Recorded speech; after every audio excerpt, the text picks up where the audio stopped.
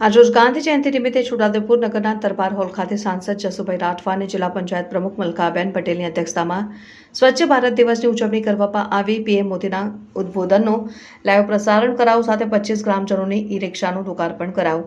તારીખ 2 ઓક્ટોબર 2024ના રોજ સ્વચ્છ ભારત દિવસની ઉજવણી કાર્યક્રમ છોટાઉદેપુર નગરના દરબાર હોલ ખાતે યોજાયો, જેમાં મુખ્ય મહેમાન સાંસદ જસુભાઈ રાઠવા, જિલ્લા પંચાયત પ્રમુખ મલકાબેન પટેલ, જિલ્લા કલેક્ટર, જિલ્લા વિકાસ અધિકારી સાથે અધિકારીઓ અને પદાધિકારીઓ હાજર રહ્યા।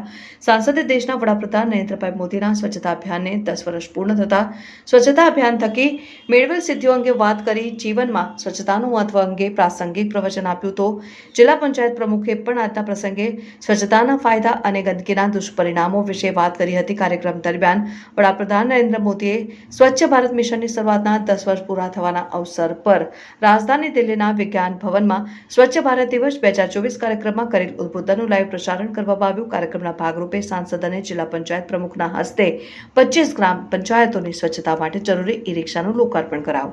આજરોજ 2 ઓક્ટોબર મહાત્મા ગાંધીજીની જન્મ જયંતિ નિમિત્તે છોટાઉદેપુર દરબાર હોલ ખાતે આજે અહીં સ્વચ્છતા હી સેવાનો કાર્યક્રમ યોજવામાં આવ્યો છે। આમ તો આ કાર્યક્રમ 17મી સપ્ટેમ્બરથી શરૂ કરવામાં આવ્યો છે। હજુ 31 ઓક્ટોબર સુધી આ કાર્યક્રમ ચાલવાનો છે।